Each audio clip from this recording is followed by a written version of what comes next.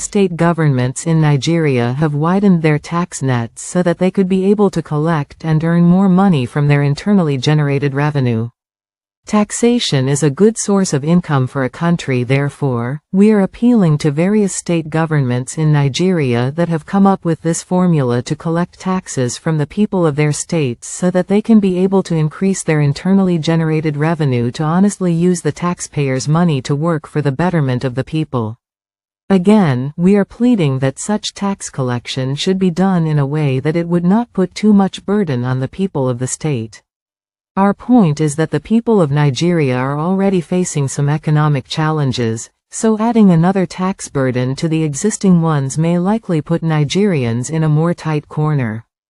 Hence, the Viewers' Corner news team is calling on the state governments in Nigeria to make provisions where taxpayer money would be used nicely to the betterment of the people of every state in the country. The Organized Crime and Corruption Reporting Project (OCCRP) named President Bola Tinubu of Nigeria as the third most corrupt leader in the world.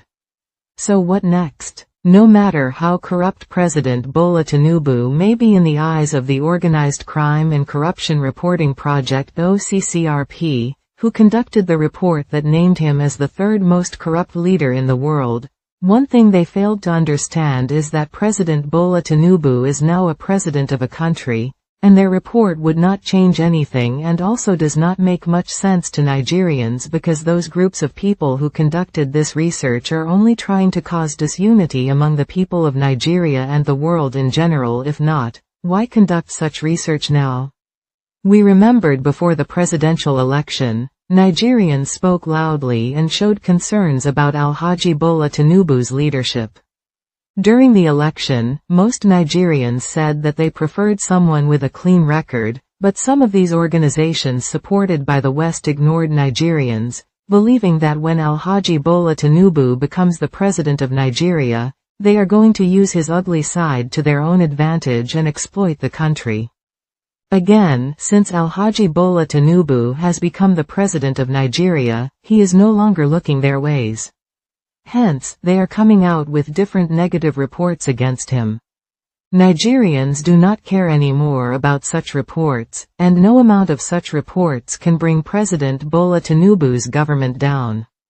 So the Viewers' Corner news team is advising those organizations with negative energy against President Bola Tinubu to leave him to concentrate on his job of leading Nigeria. Ex-President Nana Akufo-Addo of Ghana shall be investigated for corruption according to the newly elected president of Ghana, which is great. The Viewers' Corner news team did not see this announcement of investigating ex-president of Ghana as a surprise. We already knew that the investigation would come as soon as the newly elected president of Ghana takes over the leadership of the country. Ex-President Nana Akufo-Addo of Ghana was a puppet of the West, always dancing to their tune. But now that a serious leader of Ghana has been elected, we believe that things will change for good. Look at the cathedral that ex-President Nana Akufo-Addo of Ghana allegedly spent millions of dollars to launch today. The site of that cathedral has become a swimming pool, and all the millions of dollars spent on that failed project are now a waste. But in Burkina Faso, the military leader, who is Captain Ibrahim Traoré, spent about $12 million to build a huge tomato industry where lots of people from Burkina Faso are working, compared to ex-President Nana Akufo-Addo of Ghana, who spent millions of dollars to launch the establishment of a failed cathedral.